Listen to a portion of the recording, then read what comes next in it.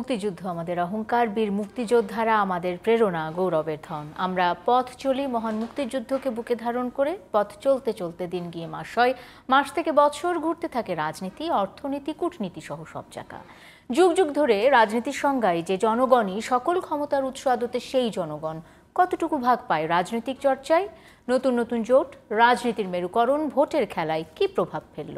মিলল কি সমীকরণ? দর্শক, সব প্রশ্নের উত্তর জানতে আজকের এই আয়োজন। সবাইকে স্বাগত জানাচ্ছি জুলফিকার স্টিল প্রেজেন্স ডিবেট টুনাইটে। আমি সোনিয়া হক আপনাদের সাথে আছি। আসছে উপজেলা নির্বাচন এবং এই নির্বাচনে ভোটের মাঠে উত্তাপ আজকে আলোচনার বিষয় রেখেছে। বিষয়টি নিয়ে কথা বলতে আমার অতিথিরাও আজকে আমার সাথে যুক্ত হয়ে গেছেন। আজ আমার সাথে যুক্ত হয়েছেন ডক্টর নাজমুল আহসান কলিমুল্লাহ, চেয়ারম্যান জানিপপ, তিনি যুক্ত হয়েছেন আমার সাথে, এবং যুক্ত হয়েছেন নাজমুল আশরাফ, প্রধান সম্পাদক TVN24। এছাড়াও জানিয়ে রাখতে চাই আমাদের আরও একজন অতিথি মোহাম্মদ শাহনেওয়াজ অতি শিগগিরই আমাদের সাথে যুক্ত হবেন। আমরা আলোচনায় চলে যেতে চাই। যেহেতু উপজেলা নির্বাচন 2024 ষষ্ঠ উপজেলা নির্বাচন আমাদের আজকের আলোচনার বিষয়। প্রথম ধাপের ভোট 8 মে এবং খুব সময় বেশি বাকি নাই। এরই মধ্যে আমরা দেখতে পাচ্ছি যে ভোটের মাঠে এক ধরনের উত্তাপ বলি আমরা। বিভিন্ন রাজনৈতিক দলগুলোর নানা রকমের পদক্ষেপ আসলে নির্বাচন মুখর করার একটা, আমরা যেমনটা জানি। স্যার, আপনাকে দিয়ে আলোচনাটা শুরু করতে চাই। আমরা যখন খুব ছোট ছিলাম সেই সময়ের আলোচনা দিয়ে, সেই সময়ের স্মৃতি যদি মনে করতে চাই, স্থানীয় সরকার নির্বাচন মানে চেয়ারম্যান, ভাইস চেয়ারম্যান এগুলো হবে, একটা উৎসব মুখর একটা পরিবেশ। বেশ সারা দিন সারা রাত আমরা মিছিল শুনতাম, আমরা স্লোগান শুনতাম। এখন কি সেই পরিবেশটা আছে কিনা, নির্বাচনের সেই পরিবেশটা আছে কিনা, এটা দিয়ে আমি আসলে শুরু করতে চাই আলোচনাটা। স্যার, আপনাকে ডক্টর নাজমুল হাসান কলিমুল্লাহ। ধন্যবাদ। আসলে স্থানীয় সরকারের প্রতিষ্ঠানের বিভিন্ন টিয়ার আছে, একেবারে ইউনিয়ন পরিষদ থেকে শুরু করে জেলা পরিষদ পর্যন্ত। এর মধ্যে এই উপজেলা পরিষদ ষষ্ঠবারের মতো আমরা নির্বাচন দেশব্যাপী অনুষ্ঠিত হতে দেখছি। এবং আপনার সাথে আগেও আমি বলেছি যে শুরুটা এরশাদ আমলে, আপনার যখন এরশাদ সাহেব স্কেজুল ঘোষণার নির্দেশ দিলেন, তখন ব্যাপক জনরোষ তৈরি হলো উৎসবের বদলে। এবং এই ব্যবস্থা ব্যাগতিক দেখে এরশাদ পিছু হটলেন, এবং যখন আবার উত্তেজনা স্তিমিত হয়ে গেল বেশ কিছুদিন পরে আবার ফাঁক বুঝে নির্বাচনটা করে নিলেন। এবং ওই নির্বাচনকে ঘিরেই ফাদার টিমের নেতৃত্বে প্রথম ডোমেস্টিক ইলেকশন অবজারভেশন, অর্থাৎ স্থানীয়ভাবে আপনার নির্বাচন পর্যবেক্ষণের এই অ্যাটেম্পটা শুরু হলো। এবং সেই থেকে এ পর্যন্ত আমরা দেখে আসছি যে অধিকাংশ ক্ষেত্রে স্ট্যাগার্ড বেসিসে, অর্থাৎ থেমে থেমে একদিনে নির্বাচন আয়োজনটা হচ্ছে না, দেশব্যাপী 3, 4, 5 ধাপে করা, ধাপে ধাপে দীর্ঘ সময় নিয়ে, গ্যাপ দিয়ে দিয়ে। তার ফলে একটা সুবিধা হলো, আপনার জনবল সংকট দেখা দিচ্ছে না। যারা আইন শৃঙ্খলা রক্ষা করবেন কিংবা নির্বাচনী দায়িত্ব পালন করবেন, একদিনে গলদঘর্ম হওয়ার যে ব্যাপারটা, সেটা হচ্ছে না। এটা ভালো।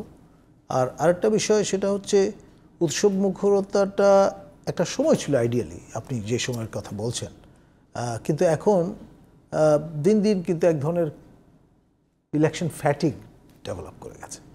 আপনার এক ধরনের নিষ্পৃহতা, তারপর স্থানীয়তার যে বিভিন্ন উপাদানগুলো আছে সেগুলো নতুন করে মূল্যায়ন করতে হচ্ছে। এটা কেন? মানে এই নির্বাচনগুলো তো আসলে একেবারে জনগণের নির্বাচন, একেবারে তৃণমূল পর্যায়ের নির্বাচন। গ্রাম পর্যায়ে যারা আছে সেই মানুষগুলো খুব সাধারণ মানুষ, তাদের নির্বাচন বিমুখতার কারণ কি? নির্বাচন থেকে তারা সরে যাচ্ছে কেন? একটা বিষয় হচ্ছে যে আগে যেই কনসিডারেশনগুলো বেশি মাত্রায় বিবেচনায় নেওয়া হতো, তার মধ্যে একটা ছিল আপনার কিনশিপ, আত্মীয়তার বন্ধন, সমাজ, কমিউনিটি, সেই জায়গায় চির ধরেছে। আরেকটা ছিল আপনি কোন অঞ্চল থেকে আসলে প্রতিনিধিত্ব করছেন, মধ্য অঞ্চল, পূর্ব, পশ্চিম, উত্তর, দক্ষিণ, মানে ওই আসনের মধ্যে সেটা। আরেকটা হচ্ছে দলীয় বিবেচনা। ব্রডলি তো দুটো ভাগে বিভক্ত আমাদের রাজনীতি, তো সেখানে কোন পারসুয়েশনের লোক আপনি। আমি আজকে কিছুক্ষণ আগে ফিরলাম আপনার ঢাকার অদূরে সিংগাইর, এটা মানিকগঞ্জ জেলায় অবস্থিত একটি উপজেলা। তো সেখানে দেখলাম মূল প্রতিদ্বন্দ্বী প্রার্থী ৩ জন, তার মধ্যে 2 জন শাসক দলের নেতা সমর্থক, আরেকজন ঢিলেঢালাভাবে জাতীয় পার্টির সঙ্গে এক ধরনের সমীকরণ তার আছে, কিন্তু মূলত বিএনপি সিম্প্যাথাইজার। বিএনপি যেহেতু অফিসিয়ালি নির্বাচন করছে না, কিন্তু তিনি এক্সপেক্ট করছেন যে ওই বিএনপি যে ভোট ব্যাংক আছে সেটার একটা সুফল তিনি পাবেন।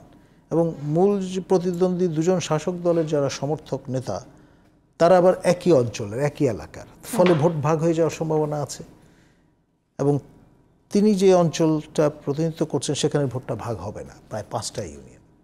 তো ফলে তিনি মোটামুটি খুব আশাবাদী ছিলেন, কিন্তু শেষ সময় এসে তিনি লোকজন যাদেরকে পোলিং এজেন্ট করবেন লোক খুঁজে পাচ্ছেন না, বাধ্য হয়ে পুরুষ মানুষের বদলে মহিলাদের উপর নির্ভর করতে হচ্ছে, এবং সেটা নিয়ে তিনি শঙ্কিত।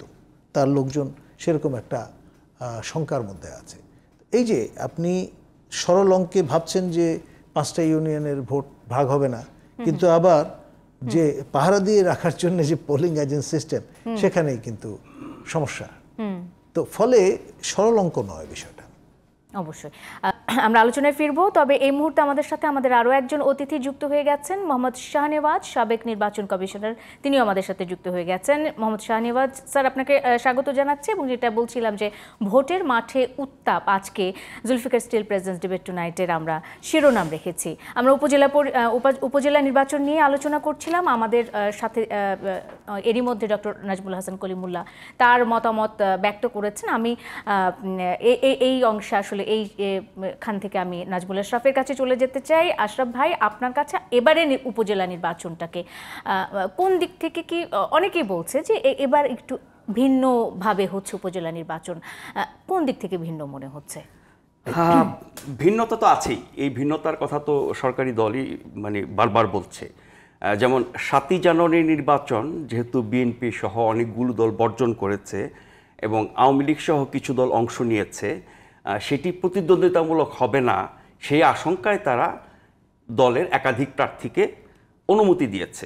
ফলে সব আসনেই আওয়ামী লীগের একাধিক প্রার্থী ছিল। অনেক জায়গায় আওয়ামী লীগের মার্কা নৌকার প্রার্থীর চেয়ে স্বতন্ত্র প্রার্থী, তারা অন্যান্য মার্কা নিয়ে নির্বাচন করেছেন, তারা বেশি শক্তিশালী ছিল এবং তারা জিতেছে 62 জন। তার মানে হচ্ছে যে আপনি একটা দল হিসেবে নির্বাচনে অংশ নিলেন, সেখানে আপনার দলীয় পরিচয়, আপনার দলের প্রতীক, তার বাইরেও আপনি দলের লোকজনকে অনুমোদন দিলেন, এটা একটা ভিন্নতা ছিল। এবং বহু জায়গায় আপনি আপনার দলের প্রার্থী রাখেন নাই, দলের প্রার্থী প্রত্যাহার করে নিয়েছেন, সেখানে অন্য দলকে আপনি সমর্থন দিয়েছেন। আবার কোথাও কোথাও অন্য দলের প্রার্থী, সেখানে নিজের দলের প্রার্থী প্রত্যাহার করেছেন এবং নিজের দলের মার্কা অন্য দলের প্রার্থীকে দিয়েছেন। এরকম নানান টাইপের ঘটনা ছিল 7ই জানুয়ারি নির্বাচনে। এত কিছু কেন করতে হয়েছিল তখন? এই কারণে যে এর আগের 2টি নির্বাচন প্রশ্নবিদ্ধ ছিল। প্রশ্নবিদ্ধ বললে না কম বলা হয়। 14 বা 18 নির্বাচন দুটি আসলে যাচ্ছে তাই নির্বাচন ছিল। ফলে তৃতীয় আরেকটি নির্বাচন যাতে এরকম না হয় সেই চেষ্টাটা সরকার করেছে বিএনপি এবং তার সমমনা দলগুলো বর্জন করার কারণে। প্রশ্নের বাইরে কি থাকা গেছে? প্রশ্নের বাইরে থাকা যায় না। প্রশ্ন তো নানান দিক থেকে উঠতে পারে। প্রতিদ্বন্দ্বিতামূলক হলো কিনা, জনগণের অংশগ্রহণ ঠিকমতো হলো কিনা, ভোটার হার যেটা নির্বাচন কমিশন বলেছে সেটা সঠিক কিনা, মানুষ কতটা উৎসাহী হয়েছে, মানুষ তার জনপ্রতিনিধি বেছে নেওয়ার সুযোগ কতটা পেয়েছে, 18 কোটি মানুষের দেশে প্রায় 12 কোটি ভোটার, কত কোটি মানুষের প্রতিনিধিত্ব জাতীয় সংসদে আছে যার মাধ্যমে সরকার গঠিত হয়েছে, এরকম বহু প্রশ্ন আছে। কিন্তু এই যে অদ্ভুত কিছু কাজকারবার আমরা দেখলাম সরকারি দলকে করতে হয়েছে, যেগুলো বললাম একটু আগে, এবার উপজেলা নির্বাচনে এসে এটিকে স্থানীয় নির্বাচন, এর মাধ্যমে ক্ষমতার পরিবর্তন হবে না, তারপরও জনপ্রতিনিধি নির্বাচিত হবে, তাদের কিছুটা ক্ষমতা হাতে আসবে এবং তার মধ্য দিয়ে একটি দল সারা দেশে তার কর্তৃত্ব, তার অবস্থান, তার ক্ষমতা, তার প্রভাব সেটাকে বাড়াবে অথবা ধরে রাখবে, তাই তো? এখন সেই উপজেলা নির্বাচনও বিএনপি সহ তার সমমনা দলগুলো বর্জন করেছে। যদিও বিএনপি দলীয়ভাবে বর্জন করেছে, আবার বিএনপি সদস্য বা স্থানীয় পর্যায়ের নেতাকর্মী এরকম অনেকে প্রার্থী হয়েছে, যাদের অনেককে বহিষ্কার করেছে, আরো হয়তো বহিষ্কার করা হবে। এখন বিএনপি কেন বর্জন করেছে সেটা তো বড় আলোচনা, সেখানে না যাই। বিএনপি দল হিসেবে বর্জন করেছে, তার মানে হচ্ছে বিএনপি তার দলের মার্কা নিয়ে কোনো প্রার্থীকে তারা অনুমোদন দেয় নাই। যারা দাঁড়িয়েছেন তারা স্বতন্ত্র হিসেবে ভিন্ন মার্কা নিয়ে দাঁড়িয়েছেন। এখন বিএনপি বর্জন করেছে, আওয়ামী লীগ কি বর্জন করে নাই? আওয়ামী লীগও তো বর্জন করেছে। আওয়ামী লীগ তো দলের মার্কা নিয়ে দলীয়ভাবে নির্বাচনে অংশ নিচ্ছে না, আওয়ামী লীগ মার্কা তুলে দিয়েছে, যার কারণে আওয়ামী লীগের একাধিক প্রার্থী দাঁড়াতে পারছে, তারা সবাই স্বতন্ত্র প্রার্থী হিসেবে দাঁড়াচ্ছে। তাহলে আপনি কি বলতে পারেন যে উপজেলা নির্বাচনে আওয়ামী লীগ অংশ নিচ্ছে? আওয়ামী লীগ অংশ নিচ্ছে না তো, আওয়ামী লীগের লোকজন অংশ নিচ্ছে। ঠিক একইভাবে বিএনপি অংশ নিচ্ছে না। শুধুমাত্র প্রতীক নাই, এটাই প্রতীক ছাড়া এটা এই প্রতীকের আইন তো আওয়ামী লীগ সরকারই করেছে। তাহলে আপনি যে নির্বাচনটাকে দলীয় নির্বাচনে পরিণত করলেন আইন করে, সেই নির্বাচনে আপনি দলীয়ভাবে অংশ নিচ্ছেন না, আপনার দলের মার্কা থাকছে না, তাহলে এটা কি আপনি দলীয় নির্বাচন, তাহলে এটা কি দল হিসেবে অংশগ্রহণ করা হলো? দল হিসেবে অংশগ্রহণ করা হলো না, দলের লোকজন অংশ নিচ্ছে। মানে এটা কি আলাদাভাবে কোনো রকমের সুবিধা দিচ্ছে আওয়ামী লীগ নামক আওয়ামী লীগ কেন এটা করেছে?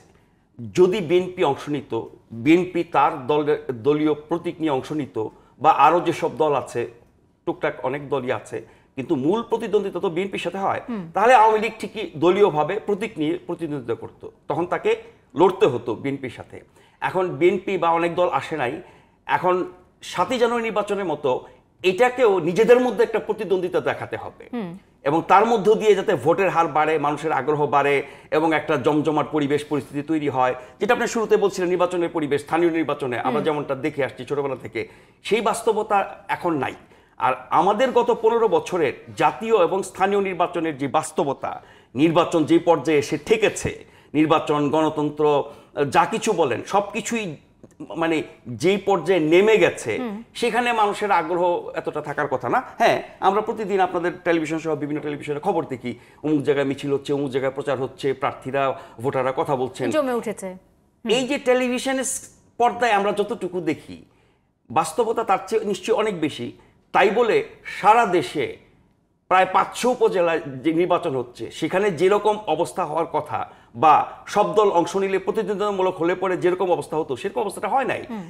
যেটুকু আমরা দেখছি সেই প্রতিযোগিতাগুলো শুধুমাত্র দলের মধ্যে।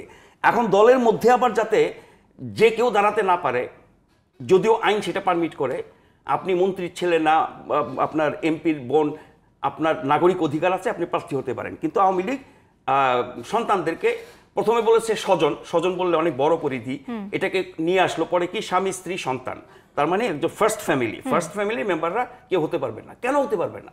আইন তো তাদেরকে বাড়িত করে নাই, যার কারণে অনেকে কিন্তু দাঁড়াচ্ছে, তাদের বিরুদ্ধে ব্যবস্থা নেওয়া হবে বলা হয়েছে। আমরা ভাবছিলাম যে বিএনপির মতো তারাও বৈশ্য করবে, বৈশ্য কিন্তু করে নাই। তার মানে নিজেদের মধ্যে প্রতিদ্বন্দ্বিতা হোক, নির্বাচনের মতো একটা কিছু দেখা যাক, সেই লক্ষ্যেই নির্বাচনের মতো যাতে হয় এরকম একটা চেষ্টার জন্য এই কাজটা তারা করেছে। একটা মিনিট বলে শেষ করি, সেটি হচ্ছে যে আপনার এই স্বামী স্ত্রীর ব্যাখ্যা নানানভাবে দেওয়া হয়েছে, সবশেষ পর্যন্ত আপনার ইতি গিয়ে ঠেকছে। কিন্তু যেখান থেকে সংকটটি শুরু হয়েছিল, একজন প্রতিমন্ত্রীর শ্যালক, তাকে কেন্দ্র করে এই সংকট শুরু হলো, এরপরে নির্দেশ দেওয়া হলো। তো শ্যালক তো স্বামী স্ত্রীর মধ্যে পড়ে না, সন্তানের মধ্যে পড়ে না, তাহলে শ্যালককে আপনি বাদ দিবেন কিভাবে? অবশ্যই আমরা আজকেও দেখেছি বেশ কয়েকজনের ক্ষমতাসীন দলের যারা আছেন, মন্ত্রী এমপি আছেন, তাদের আত্মীয় স্বজনের মনোনয়ন বাতিল করা হয়েছে, আজকেও বিভিন্ন গণমাধ্যমে দেখেছে। আসলে এটি কতটুকু সুবিধা দিচ্ছে, এবং আওয়ামী লীগের পক্ষ থেকে এই যে এক ধরনের নির্দেশনা আছে, এটিকে অনেকে অমানবিক হিসেবে দেখছে। আমি মোহাম্মদ শাহনেওয়াজ আপনার কাছে চলে যেতে চাই। স্থানীয় সরকার নির্বাচনকে প্রভাবিত করা যায়, মানে এইরকম আমাদের যে ধারণা ঢুকে গেছে, এটি আসলে কোন দিক থেকে প্রভাবিত হচ্ছে নির্বাচনগুলো, আপনার অভিজ্ঞতা কি বলে? আমি যদি স্বামী স্ত্রীর মধ্যে প্রভাব সৃষ্টি হয়, স্বামী প্রভাব সৃষ্টি করে স্ত্রীর উপরে, এটা একবারে অর্ডিনারি বিষয় হয়ে গেছে। আর এটা তো দলের বিষয়, বিরাট ব্যাপার, প্রভাব তো হবেই। যিনি ক্ষমতায় থাকেন, স্বামী যেহেতু, আমি স্বামীর কথাই নয়, স্বামী কিন্তু বেশিরভাগ ক্ষেত্রে উইথ সাম এক্সেপশন ওয়াইফের উপর প্রভাব বিস্তার করার চেষ্টা করে সব কিছুতে, কারণ শক্তিশালী। এখন যে এমপি আছে উনি শক্তিশালী, কাজে এলাকার মধ্যে উনি শক্তিশালী, উনি প্রভাব বিস্তার করতেই পারেন, সেইটা একটা বিষয়। কাজে এই প্রভাব বিস্তারের বিষয়টা একটা নতুন কিছু না, এটা অনাদিকাল ধরে চলে আসছে যে ক্ষমতাশালী সে প্রভাব বিস্তার করেছে বড়। তো এইটা তো জাতীয় নির্বাচনে হয়েছে সে একভাবে। আর এখানে এখন যে আমাদের উপজেলা নির্বাচন আছে, তো আশরাফ ভাই স্যার আমি একটু রেফার করি, উনি যে বলেছেন যে ওই এই 7ই জানুয়ারি নির্বাচনে নিজের দলের লোককে বাদ দিয়েছে, ওই অন্য দলকে প্রতীক দিয়েছে, এটা কিন্তু 7ই জানুয়ারি না, এর আগেও হয়, 14 সালেও তাই করেছে।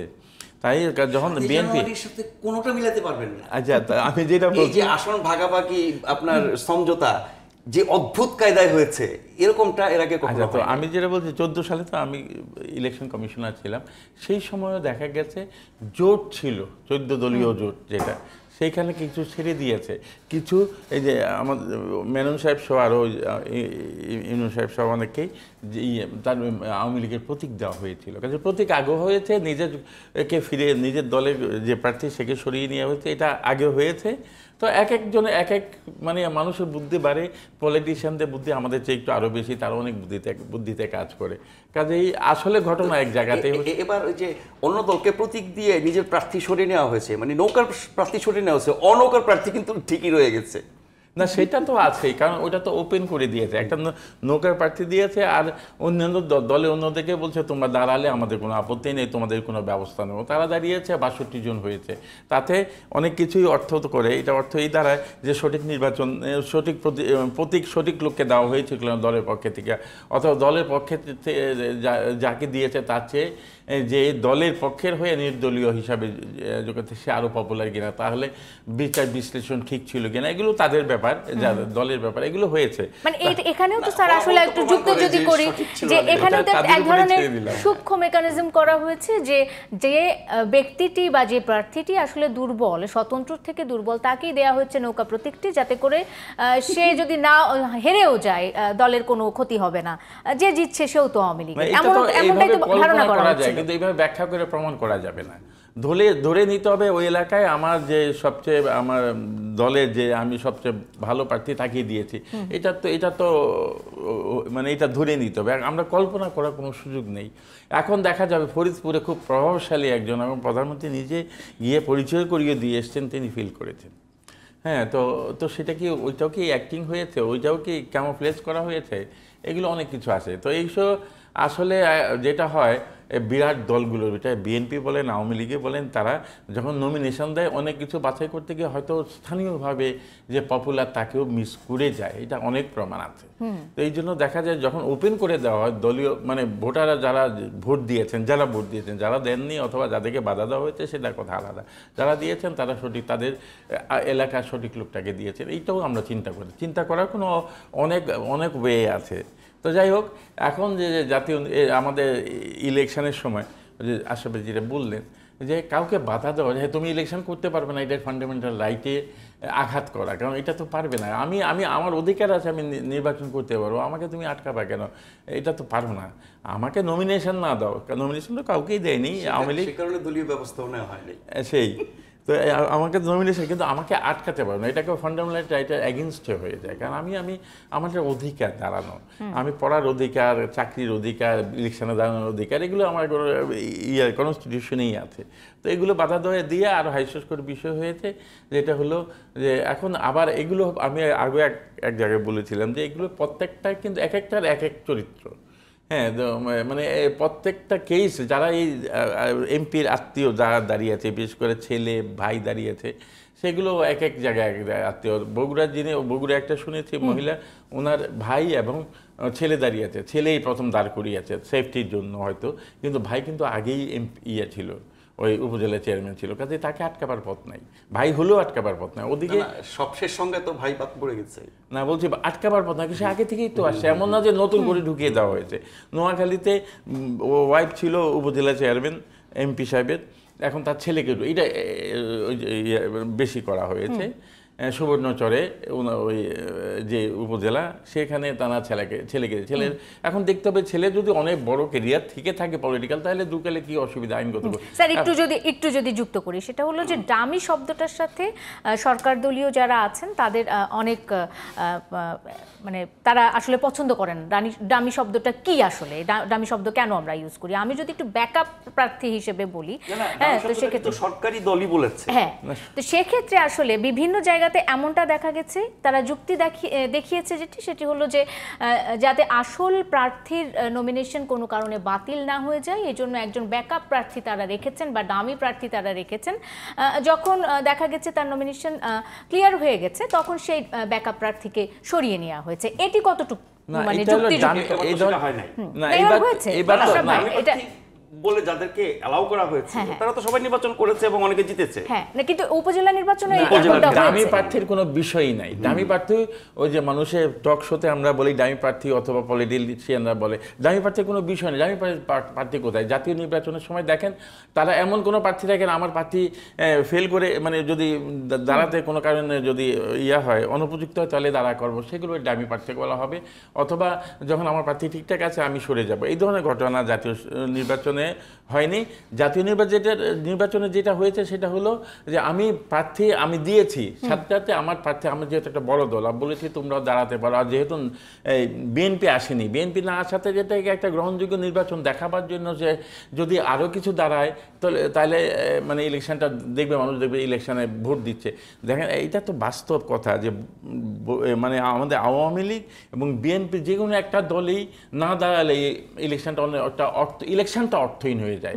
আইনগত সিদ্ধ হয় কিন্তু অর্থহীন হয়ে যায়। এই দুইটা দল যদি প্রতিদ্বন্দ্বিতা না করে, সে আওয়ামী লীগের হোক আর বিএনপি হোক, ওটাই রয়েছে। এই কারণে আওয়ামী লীগ যখন দেখেছে বিএনপি দাঁড়াবেই না তখন ওপেন করেছে তুমি কন্টেস্ট করো। এটাতে দামির বিষয় না, সুযোগ দেওয়ার বিষয়। যে আমার প্রতি অনেক জায়গায় আমরা অনেকেই জানি, আমরা ব্যক্তিগতভাবে যেটা বলতে পারছি না, অনেক জায়গায় যে বেশি পপুলার তাকে না দিয়ে বিভিন্ন কানেকশনের কারণে তার অথবা তার কোনো প্রভাবের কারণে নমিনেশন দিয়েছে এমন লোককে আমরা এরকম জানি, আমাদের আশেপাশে অনেক আছে।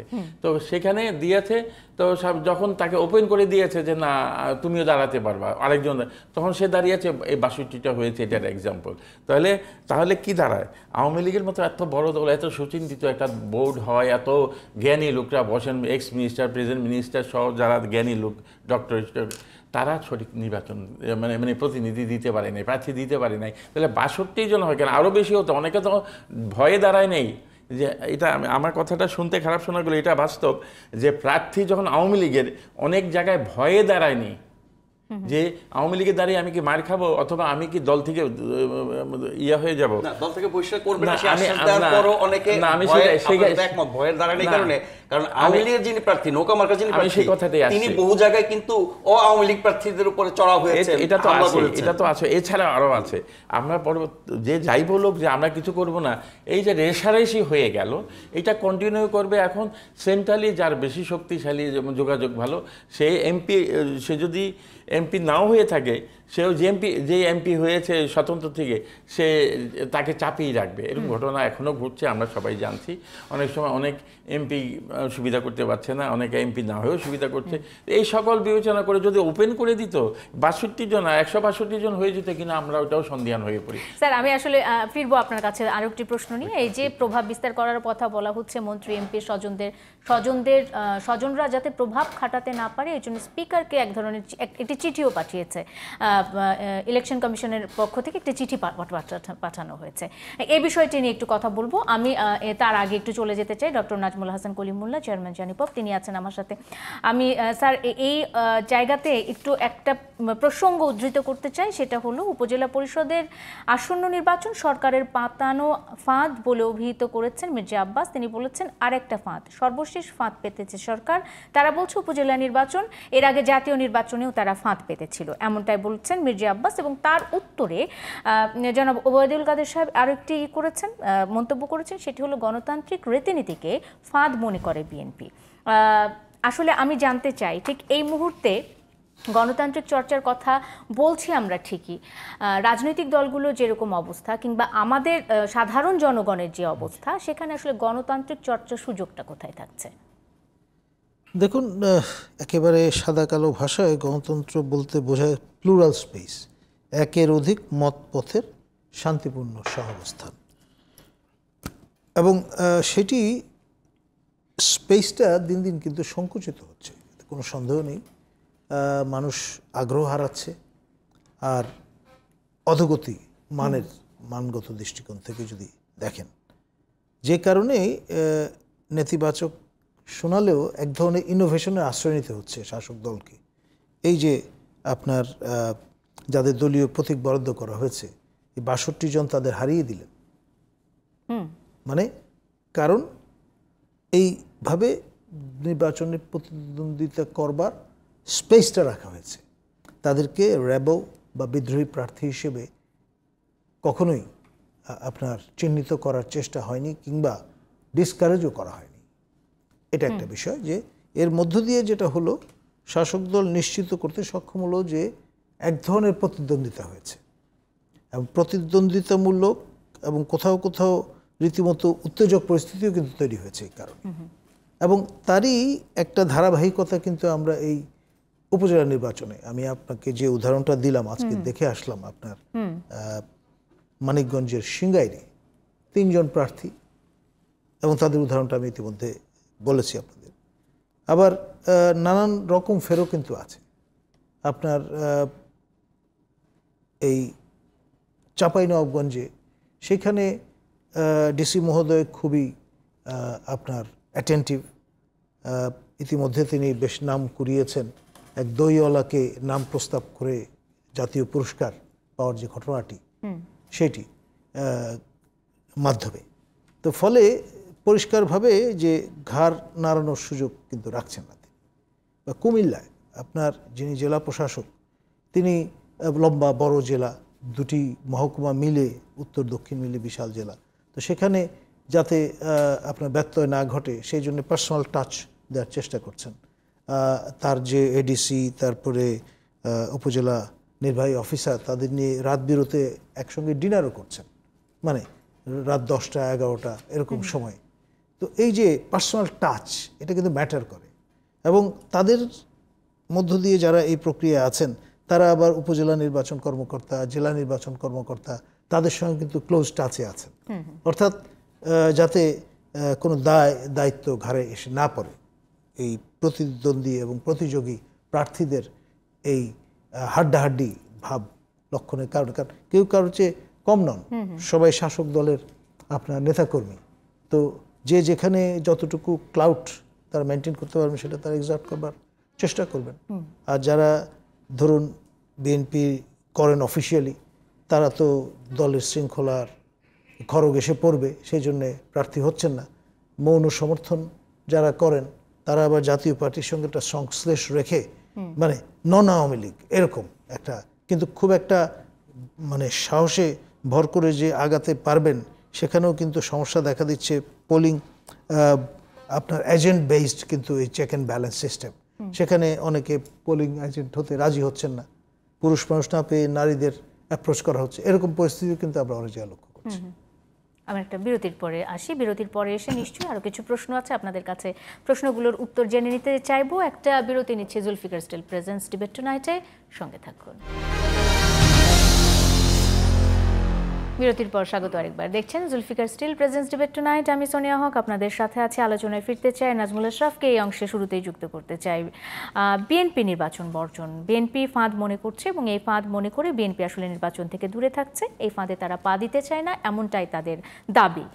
এবং তাদের এই মনোভাব বা এই মনোবৃত্তির ফলে অনেক দেখা যাচ্ছে দলের মধ্যে বেশ কটি গ্রুপ দাঁড়িয়ে গেছে। অনেকে নির্বাচনে অংশগ্রহণ করতে হবে এমনটা মনে করে, অনেকে আবার দলের কেন্দ্র থেকে ফোন যাচ্ছে, তারা নমিনেশন উইথড্র করে নিচ্ছে। অনেক রকমের সিচুয়েশন, অনেক রকমের সমীকরণ। তৃণমূল থেকে কি আসলে বিএনপি সরে যাচ্ছে কিনা, এটা তাদের জন্য আসলে ভালো হচ্ছে? দেখেন, আপনি নির্বাচন বা এখন উপজেলা নির্বাচন নিয়ে আমরা কথা বলছি। এই উপজেলা নির্বাচনে যারা প্লেয়ার, মানে আওয়ামী লীগ সহ কিছু দল বা কিছু স্বতন্ত্র প্রার্থী, প্রশাসন, নির্বাচন কমিশন, মন্ত্রী, এমপি, এরা হচ্ছে এই আয়োজনের ভিতরে আছে। এই আয়োজনের ভিতরে যারা নাই, তাদের নিয়েও আলোচনা করা যেতে পারে। সেটা খুব সাধারণ আলোচনা এই অর্থে যে বিএনপি 18 সালের নির্বাচন ছাড়া গত 10 বছরে সকল স্থানীয়, জাতীয়, সব নির্বাচন বর্জন করেছে, এটাও বর্জন করছে, ওটারই ধারাবাহিকতা। এখন নির্বাচন বর্জন করা উচিত কি উচিত না? একটি রাজনৈতিক দল বছরের পর বছর একের পর এক জাতীয় এবং স্থানীয় নির্বাচন বর্জন করবে, তাহলে ওই রাজনৈতিক দলটি করবেটা কি? মানে রাজনৈতিক দলের উদ্দেশ্য কি? মানে ক্ষমতায় যাওয়া, ক্ষমতায় গিয়ে জনসেবা করা, নিজের দলের আদর্শ বাস্তবায়ন করা, তার জন্য জনগণকে সম্পৃক্ত করা, তার দাবি দেওয়া আদায়ের জন্য জনগণকে নিয়ে আন্দোলন করা, এবং নির্বাচনের মাধ্যমে জনগণের সমর্থন নিয়ে ক্ষমতায় গিয়ে দলীয় কর্মসূচি বাস্তবায়ন করা, দেশ পরিচালনা করা, এবং তারা যেভাবে মনে করে ভালো সেরকমভাবে দেশ চালাবে, এর কোনো কিছুই তো করা সম্ভব না। আপনি না নির্বাচনে আছেন, না আন্দোলনে আছেন, ফলে আন্দোলন নির্বাচন দুটোতেই আপনি ব্যর্থ। ফলে এই দলের লোকজন হতাশ হয়ে দলের কথা না শুনে নির্বাচনে দাঁড়াবে বা অন্য দলে চলে যাবে, অথবা শর্তযুক্তভাবে জেলখানা থেকে বেরিয়ে সে অন্য দলের মার্কা নিয়ে এমপি হয়ে যাবে, এটাই স্বাভাবিক। বাট এই 10 বছরে এই দলটির বিরুদ্ধে সরকার বা রাষ্ট্র প্রশাসন যা কিছু করেছে, তারপরও কিন্তু আপনি ছিটাফাটা দেখাবেন। এই 7ই জানুয়ারি নির্বাচনও কিছু লোককে আওয়ামী লীগ খুঁজে খুঁজে বের করেছে, তাহারা একসময় বিএনপি করিত বা বিএনপির ওই ভুরুঙ্গামারি শাখা সে নেতা, এরকম গুনে গুনে 25 জন পেয়েছিল। তো 25 জন দিয়ে তো আর বিএনপির হিসাব করা যায় না। আর বিএনপি যখন দলীয়ভাবে অংশ নেয় নাই, কেউ যদি ব্যক্তিগতভাবে অংশ নিয়ে থাকে, সেটা বিএনপির অংশগ্রহণ হলো না। জাতীয় নির্বাচনের ক্ষেত্রে প্রযোজ্য, এটা স্থানীয় নির্বাচনের ক্ষেত্রে প্রযোজ্য, উপজেলার ক্ষেত্রে প্রযোজ্য। হ্যাঁ, উপজেলার সংখ্যাটা বেড়েছে 7ই জানুয়ারি নির্বাচনের তুলনায়, তারা যেতেই পারে বা তারা যাবে, এটি স্বাভাবিক। বা যারা তৃণমূলের রাজনীতি করে, তারা আন্দোলনও দেখছে না, আন্দোলনের সফলতাও দেখছে না, দাবি দেওয়া সরকারের কাছ থেকে আদায় করাও তারা পাচ্ছে না, আবার নির্বাচনও যাচ্ছে না। তাহলে তারা করবেটা কি? জনগণকে, কর্মীদেরকে কিভাবে ধরে রাখবে? সেই বাস্তবতা তারা হয়তো নির্বাচনে গেছে, হওয়া সাহেব। এখন কেন তারা নির্বাচন এবং আন্দোলন দুটোতেই ব্যর্থ বা আগাতে পারছে না বা সফল হতে পারছে না, তার জন্য আপনি বিএনপিকে 10 বার দায়ী করতে পারেন। কিন্তু বিএনপির সাথে সরকার, রাষ্ট্র, প্রশাসন যা কিছু করছে গত 10 বছর ধরে, তার পক্ষে অন্য কি আর করা সম্ভব? সেটা অনেক বড় আলোচনা, আমি সেখানে যাচ্ছি না। তবে আজকে রিজভী সাহেবের একটা কারবার দেখে আমার একটু হাসি পেয়েছে। নির্বাচন হচ্ছে উপজেলায়, ঢাকায় তো কোনো উপজেলা নাই। উনি বেইলি রোডে লিফলেট বিতরণ করেছেন উপজেলা নির্বাচন বর্জন করার জন্য। বিষয়টা একটু হাস্যকর হয়ে গেল না? আপনি উপজেলায় গিয়ে বলেন যে নির্বাচনে যেও না। জাতীয় নির্বাচনের ক্ষেত্রে ঠিক ছিল, ঢাকায়ও নির্বাচন ছিল। হ্যাঁ, আপনি বলতে পারেন ঢাকায় এই লিফলেট বিলির মাধ্যমে সারা দেশের মানুষকে গণমাধ্যম বা সামাজিক মাধ্যমের সুবাদে বার্তাটা দেওয়া হয়েছে, এটা বলতে পারেন। কিন্তু জায়গায় জায়গায় গিয়ে কিন্তু লোকজনকে যে বলছেন, রেস্টুরেন্টে ঢুকছেন, দোকানে ঢুকছেন, রাস্তায় ঢুকছেন, চা দোকানে ঢুকছেন, বলতেছেন উপজেলা নির্বাচন বর্জন করবেন, উপজেলা নির্বাচনে যাবেন না, এই লোকগুলোর ক্ষেত্রে তো এই কথা প্রযোজ্য না। যাই হোক, এটা করতে হয়, তাই তারা করছেন, জাতীয় নির্বাচনের ক্ষেত্রে সেটা করেছেন। এখন আপনার প্রভাবের জায়গাটাতে আসি। যেই প্রভাব নিয়ে কিছুক্ষণ আগে আরও দুজন সম্মানিত অতিথি কথা বলছিলেন, যে মন্ত্রী এমপির স্ত্রী, স্বামী বা ছেলে মেয়েদেরকে কেন বিরত রাখতে বলা হয়েছে, তার চমৎকার ব্যাখ্যা দিয়েছেন জনাব ওবায়দুল কাদের, আওয়ামী লীগের সাধারণ সম্পাদক, সড়ক ও সেতু মন্ত্রী। তিনি বলেছেন যাতে প্রতিযোগিতা হয়, তার মানে ছেলেমেয়েরা দাঁড়ালে প্রতিযোগিতা হবে না, ছেলেমেয়েরা বা স্বামী স্ত্রীরা দাঁড়ালে প্রতিযোগিতা হবে না, তারা তাদের অবস্থান ক্ষমতার বলে তারা এমনিতে নির্বাচিত হয়ে যাবে। এর বাইরে যাদের ক্ষমতা কম, দলের সাধারণ নেতা কর্মী, তারা দাঁড়ালে প্রতিযোগিতা হবে। এটা হলো একটা অর্থ। আরেকটা অর্থ হচ্ছে যে উনি বলেছেন যে 7ই জানুয়ারি নির্বাচনে আমরা একটা বিশেষ কৌশল নিয়েছিলাম, সেই বিশেষ কৌশল নিয়ে আমরা কিছুক্ষণ আগে আলোচনা করেছি। এবার উপজেলা নির্বাচনে আরেকটি বিশেষ কৌশল নিয়ে আছি। দুটো কৌশল নিয়ে আমরা এর মধ্যে আলোচনা করেছি। কেন আপনাকে কৌশল নিতে হচ্ছে? কেন অদ্ভুত কিম্ভূত কামাকার সিদ্ধান্ত নিতে হচ্ছে? কারণ নির্বাচনগুলো নির্বাচনের মতো হচ্ছে না, প্রতিদ্বন্দ্বিতামূলক হচ্ছে না, অংশগ্রহণমূলক হচ্ছে না, ইনক্লুসিভ যেটাকে বলে ইংরেজিতে, সবাইকে নিয়ে নির্বাচন করা, সব দল, প্রার্থী, আদর্শের মানুষ, ভোটার সবকিছু মিলিয়ে সামগ্রিকভাবে একটা নির্বাচন যা হওয়ার, সেটা হচ্ছে না 10 বছর ধরে, স্থানীয় জাতীয় কোনো ক্ষেত্রেই না। তো সেই ক্রাইসিসটা কেন তৈরি হলো? কেন তৈরি হলো? কারা তৈরি করলো? যারা তৈরি করেছে তারাই এখন একের পর এক বিকল্প এবং নানান বিশেষ উপাদান, নির্বাচন ব্যবস্থা ধ্বংসের কথা বলা হয়, নির্বাচন ব্যবস্থা ধ্বংসের কথা বলা হয়, দুটি দলকে অভিযোগ দিতে থাকে। আসলে ধ্বংসটা করলো কে? আপনি বলছেন যে নির্বাচনের আজকে এই রূপটা কারা করেছে, সেই বিষয়টি নিয়ে নিশ্চয়ই আপনার কাছে ফেরত আসবো। আমি একটা লাইন বলে শেষ করি। প্রভাবের ব্যাপারে ওবায়দুল কাদের সাহেব বলেছেন যাতে মন্ত্রী এমপিদের পরিবারের সদস্য দাঁড়ালে তারা প্রভাব বিস্তার করবে। তার মানে মন্ত্রী এমপিরা প্রভাব বিস্তার করে, আগে নির্বাচনে করেছিল। একজন নির্বাচন কমিশনার আজকে বলছেন মন্ত্রী এমপিরা প্রভাব বিস্তার করলে আমরা ব্যবস্থা নেব। তারাও স্বীকার করছেন যে প্রভাব বিস্তার করে বা করার সুযোগ আছে।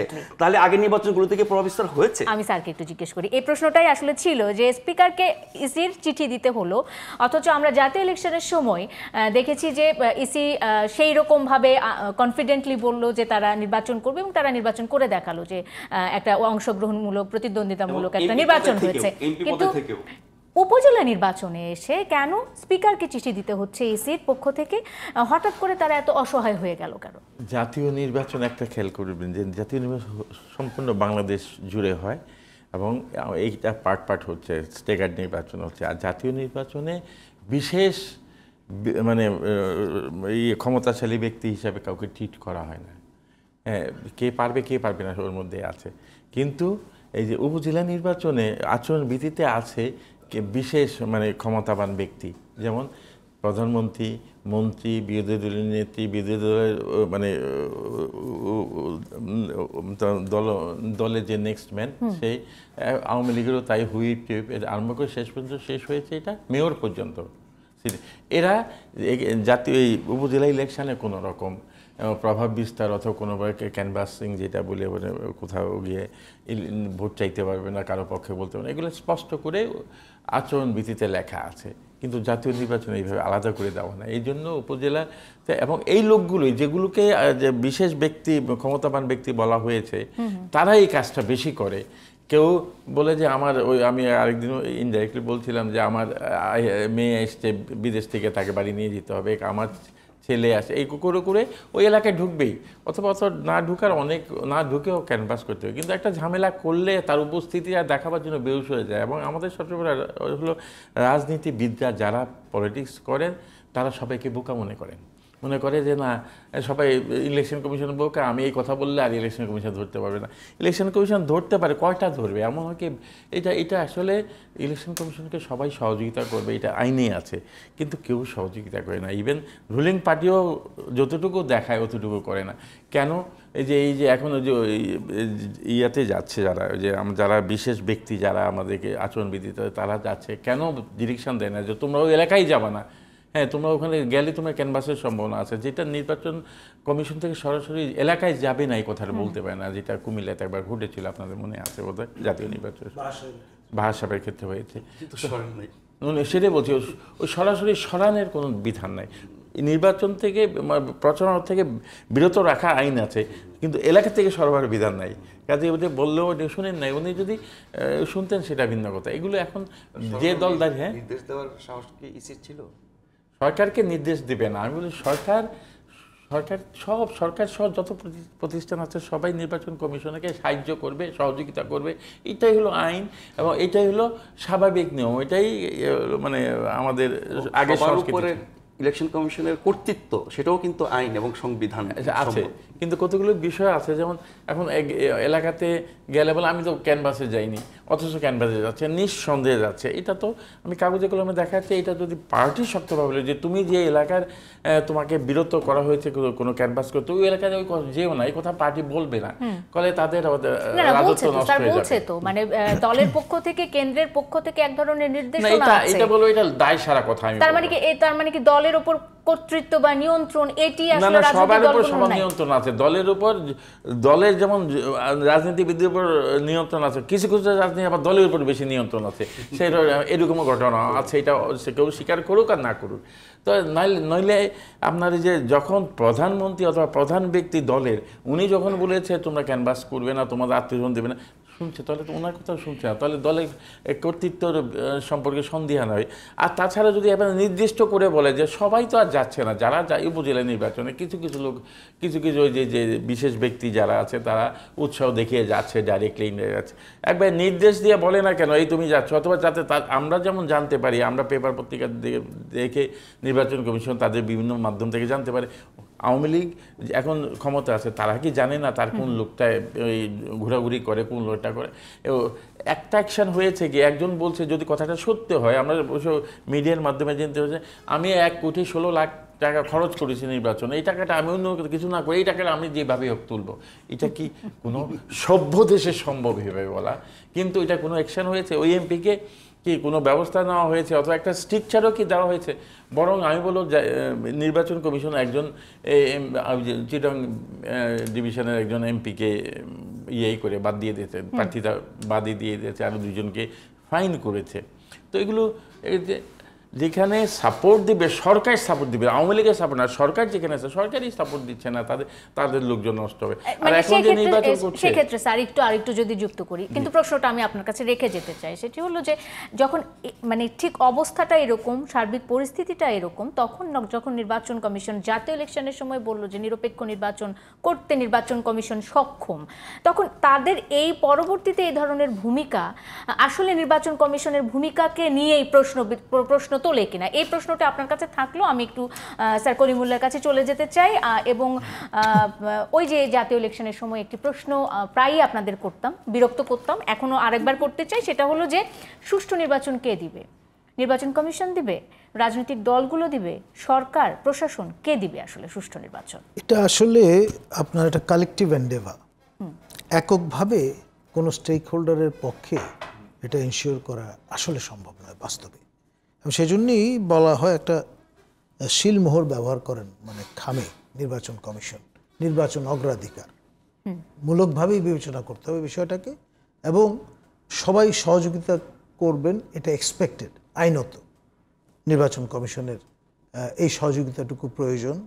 সরকারের বিভিন্ন অঙ্গ প্রতিষ্ঠান যেমন, আইন শৃঙ্খলা রক্ষাকারী বাহিনী যেমন, পলিটিক্যাল স্টেক হোল্ডার আছেন তারাও তিনি, এবং সবার সম্মিলিত যুথবদ্ধ প্রয়াসেই একটি নির্বাচন অবাধ, সুষ্ঠু এবং নিরপেক্ষ করা সম্ভব, নতুবা নয়।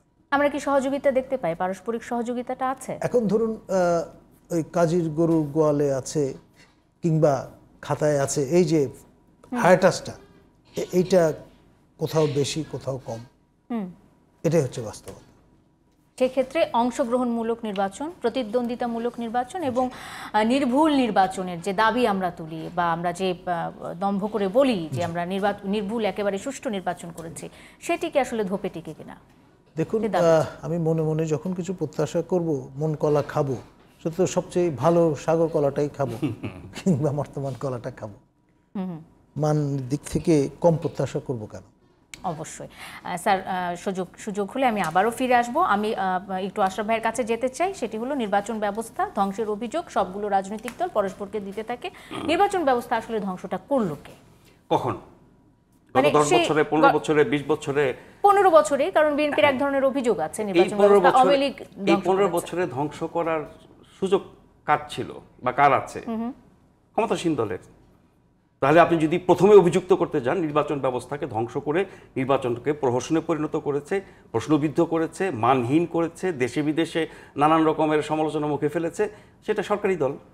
এখন সরকারি দল এই যে রাষ্ট্র বা প্রশাসন যে চালায় সরকার, সেখানে রাজনীতিবিদ কতজন, মন্ত্রী কতজন, বা বিভিন্ন পর্যায়ে সরকারি দলের লোক যে নিয়োগ করা হয় তাদের সংখ্যা কত? পুরোটাই কিন্তু যারা প্রজাতন্ত্রের কর্মচারী, যাদেরকে আমরা আমলা কামলা বলি, তারাই তো করে কাজটা। সেটি আপনার বেসামরিক প্রশাসন, তার অংশ হিসেবে আপনার পুলিশ প্রশাসন, আমাদের গোয়েন্দা সংস্থা, আরও যত রকমের মানে প্রশাসনিক শক্তি আছে, তাদের মাধ্যমে সরকার দেশটাকে পরিচালনা করে। ফলে নির্বাচনকালীন যখন ওই সরকারটি ক্ষমতায় থাকে এবং তার ক্ষমতার বিন্দুমাত্র কোনো কমতি হয় না, সংবিধান অনুযায়ী তারা ক্ষমতাসীন থাকে, তাদের অধীনে নির্বাচন হয়, তাদের ক্ষমতা কোনো কাটছাঁটও হয় না, পূর্ণ ক্ষমতা নিয়েই তারা থাকে। ফলে ওই দল এই প্রশাসনকে দিয়েই নির্বাচন ব্যবস্থাটাকে নষ্ট করেছে। তার সাথে নিশ্চয়ই বাদ পড়বে না নির্বাচন কমিশন। এখন কোন কমিশন কতটা ভালো ছিল সেটা নিয়ে আলোচনা হতে পারে, কিন্তু মোটা দাগে কোন কমিশন সঠিক নির্বাচনের স্বার্থে আপনার সরকারের উপরে খবরদারি করতে পেরেছে, সংবিধান নির্বাচন কমিশনকে যেই ক্ষমতা দিয়েছে তফসিল ঘোষণা থেকে ফলাফল ঘোষণা পর্যন্ত, এই সময়ে সরকারের সকল কিছুর উপরে তার কর্তৃত্ব আছে। সেই কর্তৃত্বকে আমরা প্রয়োগ করতে দেখি বা সেই অনুযায়ী ব্যবস্থা নিতে দেখি। করে না কেন? কারণ নির্বাচন কমিশনে যারা বসেন, একজন সম্মানিত সাবেক নির্বাচন কমিশন আছেন, ওনার প্রতি সম্মান রেখে বলছি, সবার ক্ষেত্রে হয়তো এই কথা প্রযোজ্য না, কিন্তু মোটা দাগে যদি বলা যায় বাংলাদেশের নির্বাচন কমিশনগুলোর ইতিহাস, যখন যেই সরকারের আমলে যেই কমিশন গঠিত হয় বা নিয়োগ করা হয়, তারা মানে সূক্ষ্মভাবে হলেও সরকারের প্রতি পক্ষপাতিত্ব দেখায়। কথায়, অনেক সময় কথায়ও আমরা সেটা প্রতিফলন পাই, কাজে তো বটেই, কেউ মোটা দাগে কেউ চিকন দাগে, কিন্তু সরকারের বিরুদ্ধে কঠিন কঠোর ব্যবস্থা নেবে, সংবিধানের ক্ষমতা প্রয়োগ করবে, সুষ্ঠু নির্বাচনের জন্য একদম ফাটায় ফেলবে, এরকম কমিশন তত্ত্বাবধায়ক সরকারের সময় আমরা দেখেছি, কিন্তু রাজনৈতিক কোন সরকারের সময় না, শুধু আওয়ামী লীগ কেন, আওয়ামী লীগ সব মিলে। ফলে নির্বাচনী ব্যবস্থা ধ্বংসের আগে আমি একটা ছোট কথা বলি আগের বারের, সেটি হচ্ছে যে নির্বাচনে মন্ত্রী এমপিদের প্রভাব নিয়ে আমি বলছিলাম, একটু যুক্ত করি। মন্ত্রী এমপিরা কিভাবে প্রভাব বিস্তার করেন, আজকে কয়েকটা টেলিভিশনে নিউজে দেখছিলাম যে মন্ত্রী এমপিদের তো অনেক বরাদ্দ আছে সরকারি, তারা তাদের পছন্দের প্রার্থীর এলাকায় বরাদ্দ দিয়ে সেখানে প্রভাবিত করছেন, এই অভিযোগ ভোটাররা করছে। তার মানে হচ্ছে মন্ত্রী এমপি পদে থাকা অবস্থায় নির্বাচন প্রভাবিত করা যায়, সশরীরে গিয়ে প্রচার করার দরকার নাই, যেটা স্যার বললেন প্রচার করার দরকার নাই। আমি ঢাকায় থেকে টেলিফোনে তো দুনিয়া চালাইতে পারি, আর একটা কনস্টিটিউয়েন্সি চালানোর কোনো ব্যাপার। আমি স্থানীয় প্রশাসনকে ব্যবহার করি এবং স্থানীয় প্রশাসন নির্বাচনে সরকারি দলের পক্ষে ব্যবহৃত হয়ে আসছে অনেক বছর ধরে। হ্যাঁ, এটা নতুন কৌশল না, প্রশাসন ব্যবহৃত হওয়ার জন্য বসে থাকে, কারণ প্রশাসন মনে করে এটা আমাদের সরকার, আমরা তাদেরকে ক্ষমতা এনেছি, আমরা তাদেরকে ক্ষমতায় টিকিয়ে রেখেছি, আমাদের বলে বলিয়ান হয়ে সরকার টিকে আছে, এটা প্রশাসন মনে করে। যার কারণে প্রশাসন তো ওই কাজই করবে এবং বিগত নির্বাচনগুলো যত অনাচার অনিয়ম আমরা দেখেছি এগুলো তারাই করেছে। ফলে যিনি মন্ত্রী বা এমপি তার তো এলাকায় যাওয়ার দরকার নাই, সশরীরে ফোন করে দিবেন, পুরা প্রশাসন। অসংখ্য ধন্যবাদ আশরাফ ভাই, অসংখ্য ধন্যবাদ। আমি একটু মোহাম্মদ শাহনেওয়াজ স্যার আপনার কাছে চলে যেতে চাই। নির্বাচন কমিশন আসলে নিরপেক্ষভাবে কাজ করতে পারে না, আশরাফ ভাইয়ের বক্তব্যে সে প্রসঙ্গটি এসেছে। এটা আশরাফ ভাই না, সবাই বলেন এটা, কিন্তু কারণ এর চেয়ে সহজ কথা আর নাই কিছু। হ্যাঁ, নির্বাচন কমিশন আসলে আইনের বাইরে, আমাকে একটা দেখেন একটা আইনের বাইরে কি করেছে নির্বাচন কমিশন। হ্যাঁ, এখন সরকার মনে হবে যেন আইনের বাইরে করা দরকার না, আইনের ভিতরে কি করেছে সেটা। হ্যাঁ, আইনের ভিতরে সব কাজ করে যা তা করা উচিত ছিল সবই করেছে। তো এখন নির্বাচন, ওই যে আশরাফ যেটা বললেন, উনি সুন্দর ভাষায় বলেছেন, সেটা হলো যে নির্বাচনকালীন সময়, অর্থাৎ নির্বাচনকালীন সময় ধরা হয় আপনার ওই তফসিল ঘোষণা থেকে ওই ফলাফল পর্যন্ত। ওই সময় সমস্ত কিছু সরকারের সব কিছু নির্বাচন কমিশনের কন্ট্রোল থাকে। এই কথাটা কোথায় আছে আমরা দেখেন, নো হয়, কোথাও নাই কথায়। সবাই 128 বোধ আছে, তার 26-এর জন্য যে সবাই সহযোগিতা করবে, এর বাইরে আর কিছু নাই, এর বাইরে আর কিছু নেই, সবাই সহযোগিতা করতে হবে। কমিশনের সাংবিধানিক ক্ষমতাটা কি তাহলে? সাংবিধানিক ক্ষমতা নির্বাচন করা এবং নির্বাচনের যে ধারাগুলো আরপিও অনুসারে ভালো সুষ্ঠু নির্বাচন করা, সুষ্ঠু করার জন্য আরপিও ব্যবহার করবে। সুষ্ঠু এইবারে ধরেন না, এখানে আমার একটু যোগ করে সেটা হচ্ছে যে নির্বাচন কমিশনার 5-7 জন থাকে, সারা দেশে তাদের লোক কতজন? হাজার দেড়। হ্যাঁ, এর বেশি। কিন্তু একটা জাতীয় পর্যায়ে নির্বাচন করতে গেলে পুরো প্রশাসনকে তার কাজে লাগাতে হয়। প্রশাসন যদি নির্বাচন কমিশনকে সহযোগিতা না করে, সরকারি দল বিরোধী দল যদি সহযোগিতা না করে, সুশীল সমাজ যদি সহযোগিতা না করে, ভোটাররা যদি সহযোগিতা না করে, নির্বাচন কমিশন আপনি চাঁদের দেশ থেকে না বসাইলেও ভালো নির্বাচন। এটাই সবচেয়ে বড় কথা। আশরাফ ভাই যে শেষ কথাটা বললেন, এটাই আসল কথা।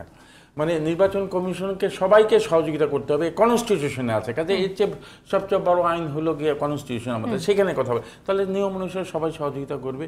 তো সবাই মনে করে না করলে কি করতে পারে? হ্যাঁ, ওই সরাসরি যে আশরাফ ভাই বারবার যেটা বলছেন, সহযোগিতা না করলে ওই তাৎক্ষণিকভাবে কিছু ব্যবস্থা নয়, এটা খুঁজে বাইর করা করি। যেমন একেবারে প্রত্যন্ত অঞ্চলে একজনে একটা অপরাধ করলো, ওইটা খবর আস্তে আস্তে তারপর নির্বাচন করবে, কিংবা টেলিফোনে বরাদ্দ বাড়িয়ে দেয়া, এটাও তো আইডেন্টিফাই করা যায়। আমি বলছি যারা সরকারি কর্মকর্তা বিভিন্ন জায়গায় নিযুক্ত আছেন, যে নির্বাচনের সরকার এই কমিশনকে সহযোগিতা করবে, না করলে আইনে আছে তার বিরুদ্ধে ব্যবস্থা। ওই খবরটা নিতে দেখা যায় নির্বাচন 1 মাস হয়ে গেছে। অসংখ্য ধন্যবাদ স্যার, আজকের মতো আসলে শেষ করতে হবে। আমি একটু কলিমুল্লাহ স্যার অল্প একটু সময় দিতে চাই, নির্বাচনে আপনার শুধু প্রত্যাশাটুকু আমি জানতে চাই। আমার প্রত্যাশা যে সীমাবদ্ধতা যা আছে এটা তো আমরা সবাই জানি, এবং যা কিছু বিদ্যমান সেটা মাথায় রেখে কগনিজেন্সে নিয়ে কমিশন সক্রিয় যদি হন, তাহলে অবশ্যই মান অধোগতির দিকে যেটা যাচ্ছে সেটাকে উন্নত করা সম্ভব। অসংখ্য ধন্যবাদ স্যার, অসংখ্য ধন্যবাদ তিনজনকেই। আজকে আমার সাথে অতিথি হিসেবে যারা ছিলেন, ডক্টর নাজমুল হাসান কলিমুল্লাহ, নাজমুল আশরাফ ভাই এবং মোহাম্মদ শাহনেওয়াজ, তিনজনকেই আমি ধন্যবাদ জানিয়ে আজকের মতো শেষ করতে চাই। দর্শক, এই ছিল আজকের জুলফিকার স্টিল প্রেজেন্স ডিবেট টুনাইটে। আপনাদেরও ধন্যবাদ যারা তোমার সঙ্গে ছিলেন। শুভরাত্রি।